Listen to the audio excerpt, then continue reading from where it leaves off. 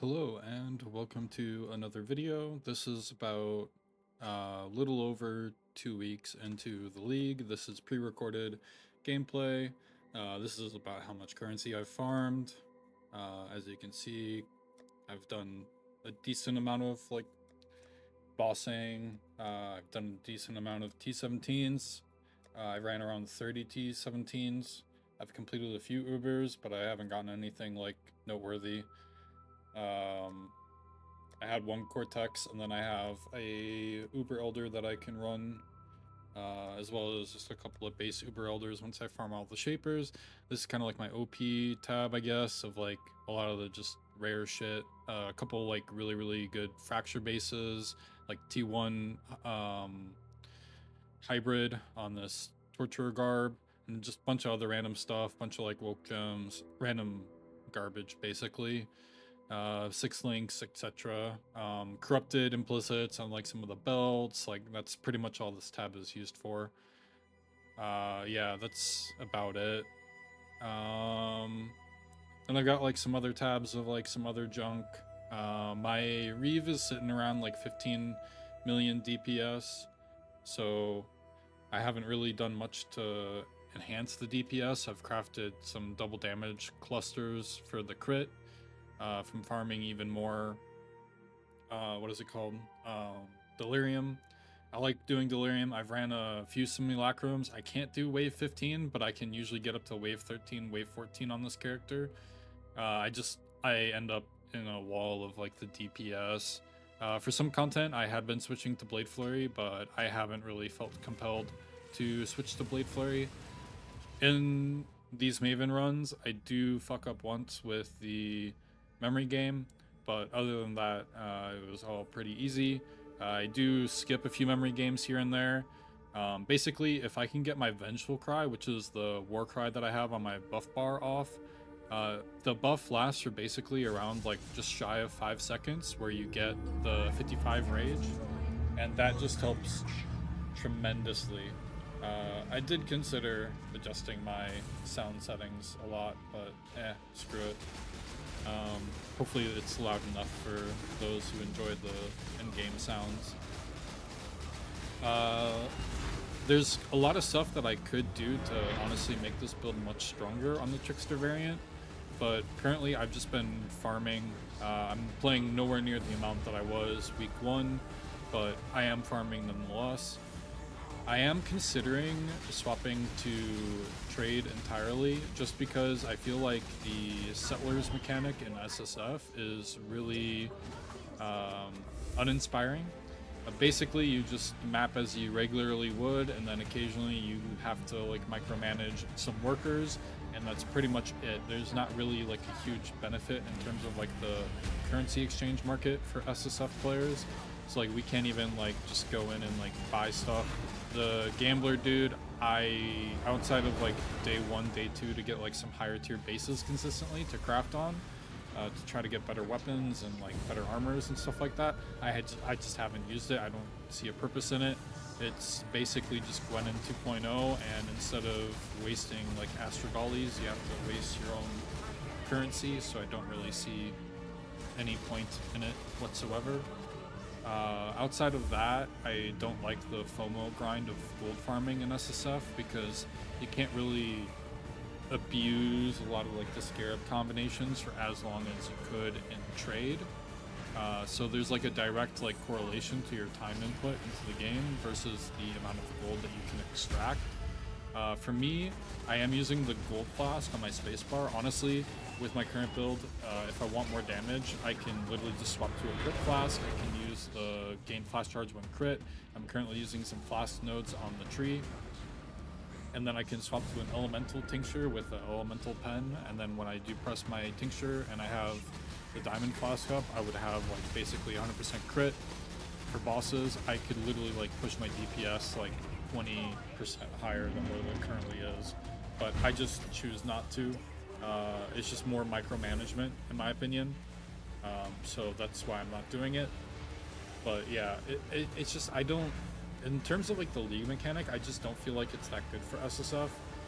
I feel like it's way better for trade, where the gold value you get out of it is just so much better. But yeah, I don't know.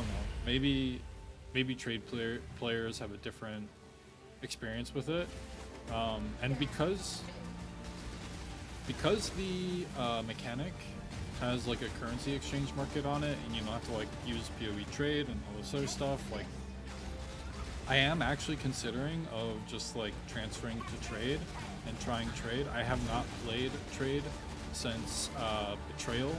Like Betrayal, I played Hawa Molten Strike Occultist because that was one of the popular builds. It was popularized by PoE Dan.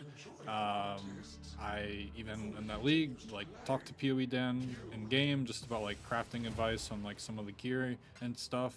I ended up pushing the build to like basically like a couple mirrors worth of gearing, and because of that experience in that league, it kind of like killed a lot of the trade league enjoyment for me.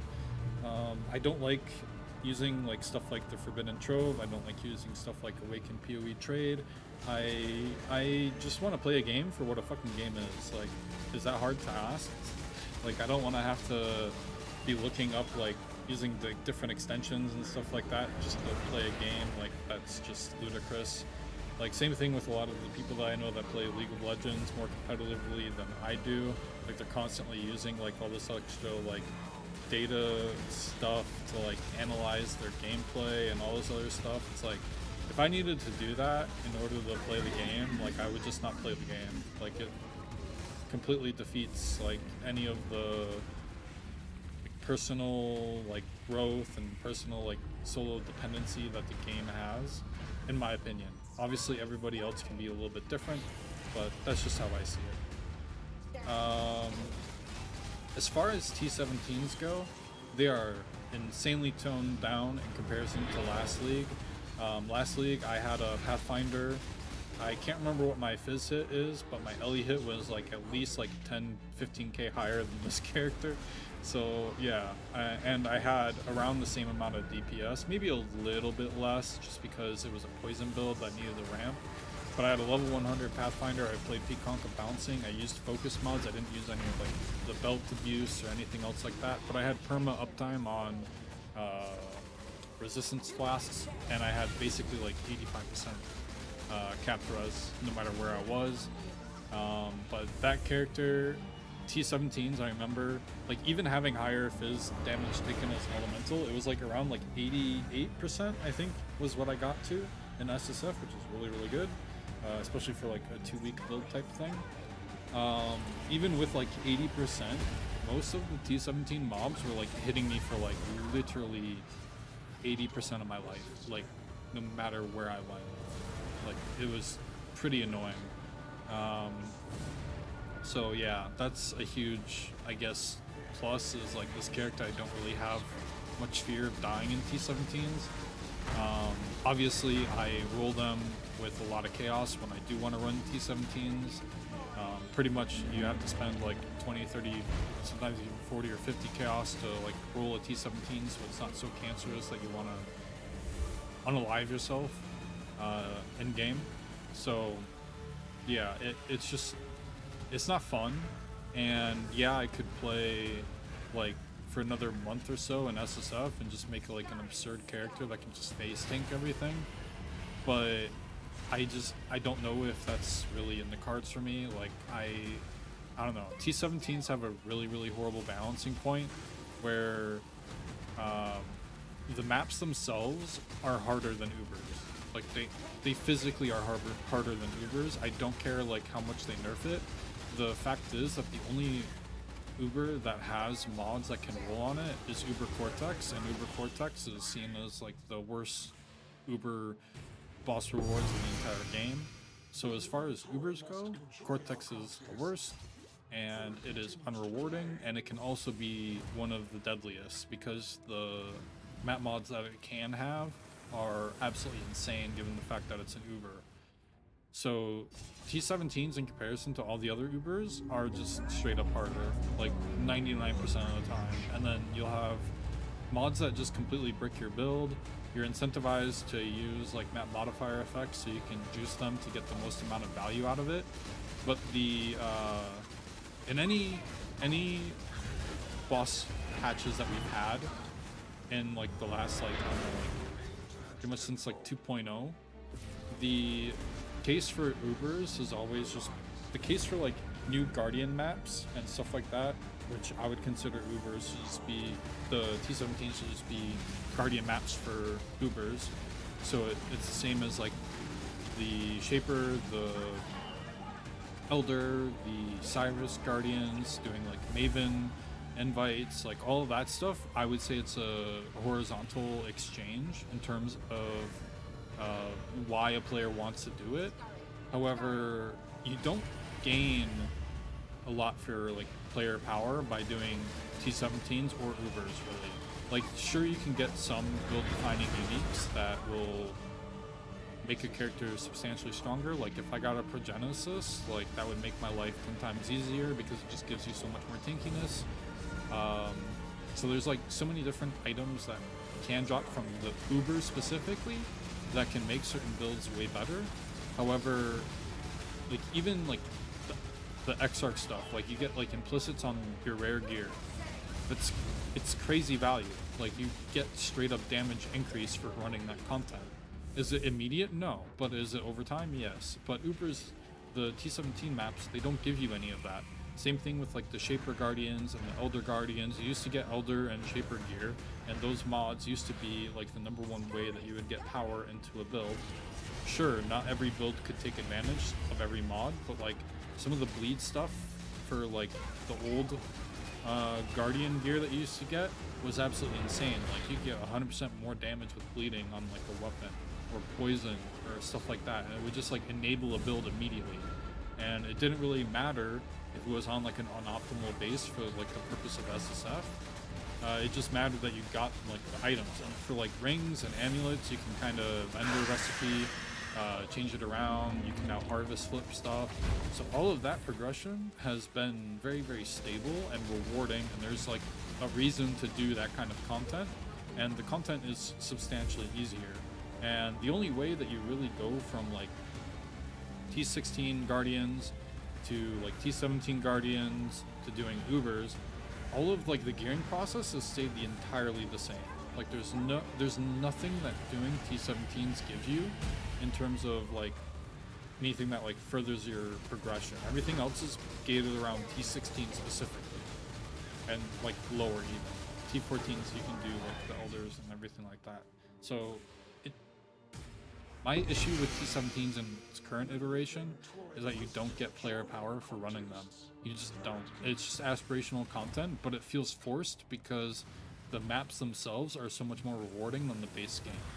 What I would personally suggest to Grinding Gear, if they happen to watch this video or whatever, is to make T17's unique maps that have like different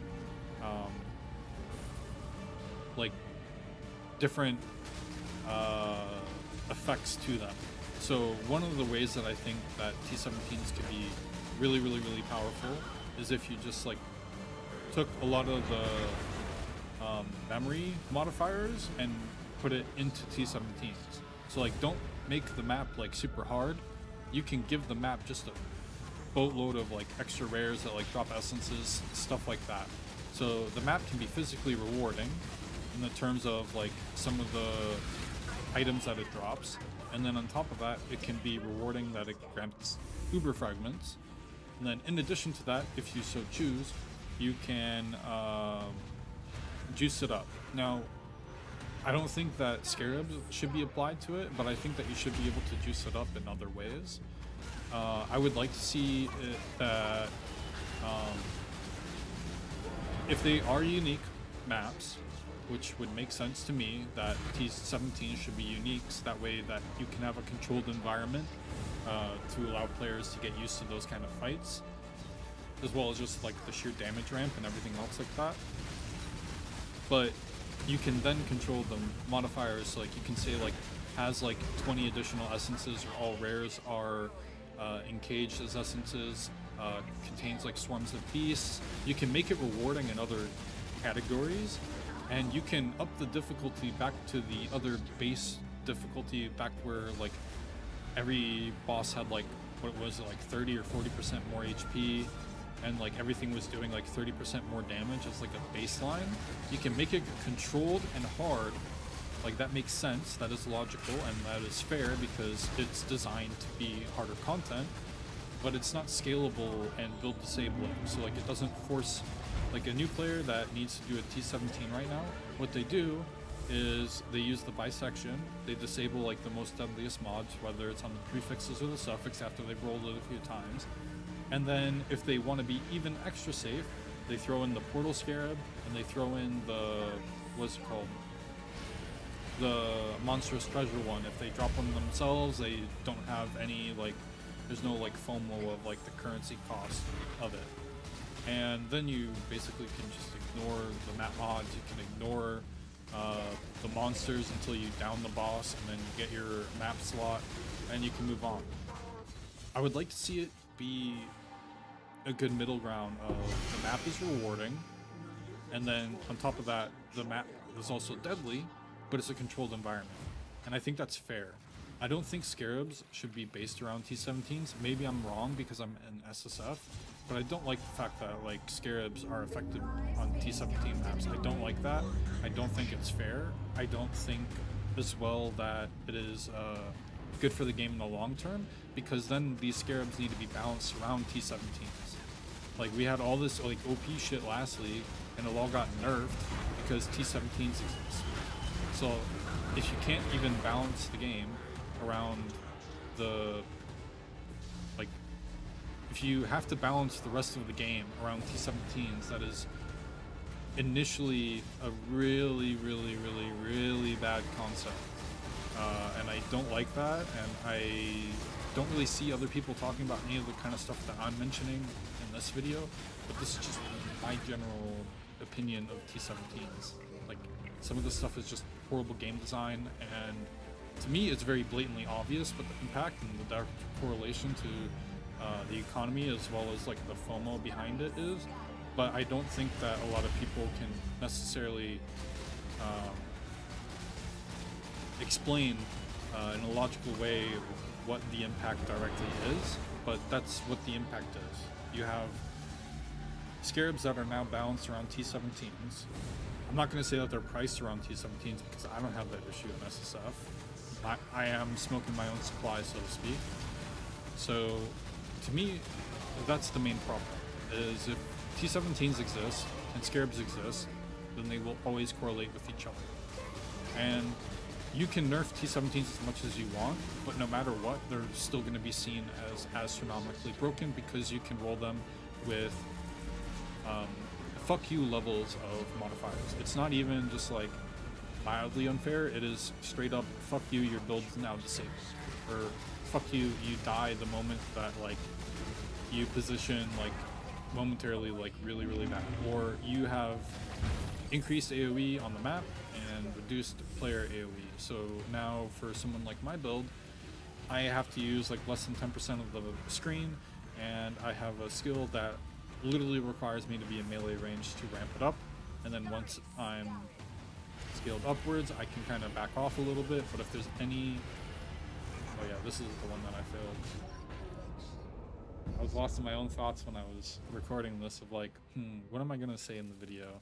So that's why I died. I'm just lost. But yeah, it's not rewarding, it's not fun to engage with.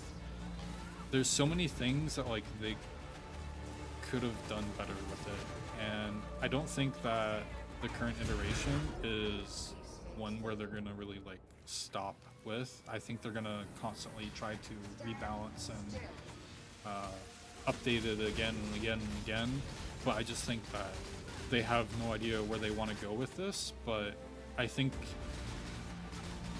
even as somebody who doesn't do game dev directly, but has a lot of experience playing games and giving feedback on games, etc., to me the answer is very obvious. But I don't know, Grinding Gears stated that they feel like players don't have a good way to like they know what's wrong with the game in terms of they don't like something, but like they don't know how to like diagnose the dentedness of the game. So if that makes any sense to anybody, but that's kind of how I kind of took it, which I think is not accurate whatsoever. I think players know what they don't like about something. I think that some of the excuses as to what some of the players come up with is completely inaccurate and wrong.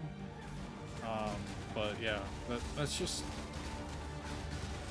it is what it is, man. Like, we can give good advice on like how to fix something, but the problem is that a lot of people, they spend like 5 seconds thinking about what they don't like about a system, and then they give that feedback, and then it's just like, well, this is a nothing burger of information, but thank you anyways for your considerations. Is basically how it happens. Like, even with my own work, like, this is a very, very common subject of like,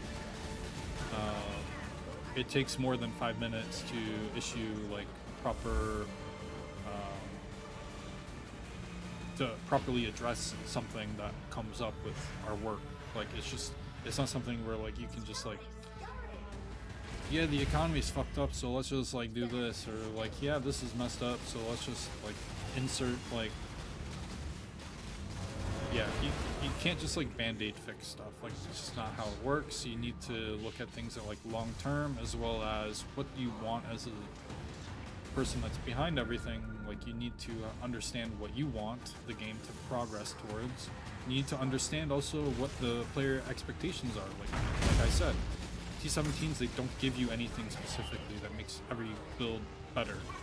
Like, Eater, Exarch, Implicits aren't gated behind T17's. Shaper and Elder Gear aren't gated behind T17's. Conqueror Gear isn't gated behind T17's. All of the basic crafting isn't gated behind T17's. Yeah, you can get some of that stuff in T17's. Yeah, you can get some higher tier bases, but you can also get higher tier bases elsewhere.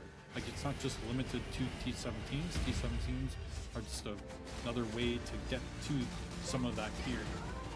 It's just, if you're not going to give anybody anything to work with from doing T17's, and it's just supposed to be quote-unquote aspirational, yet all the endgame juicing that you can play with is balanced around it, it's just a horrible thought process. Like, I would honestly say that I don't think that they really thought about their actions as well as the consequences of it.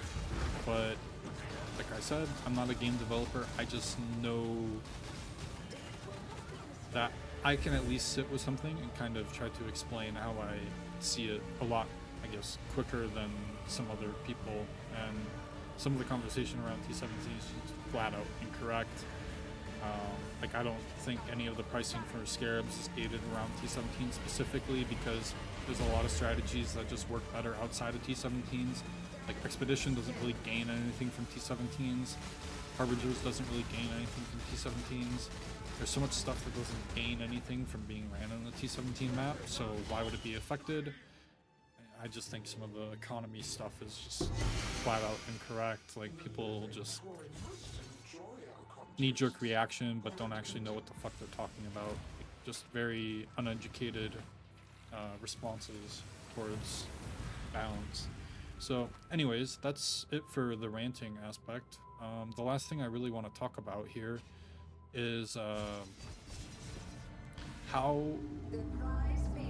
what am I doing for the rest of the week? So right now I am considering going to softcore trade. I don't know if I'm going to migrate everything, but I will probably end up migrating something. Maybe not all of it, but probably most of my stuff. It just kind of depends on what I feel like doing, but I want to basically take Reeve and make it as strong as possible without touching like strength or dex or in-stacking or any of that stuff. I just want to see how high I can take it in terms of DPS. Additionally, I would like to do like just some insane like T17 farming strats, just like do a boatload of Ubers, because I really don't have too much practice with the T17s and the Ubers and stuff like that.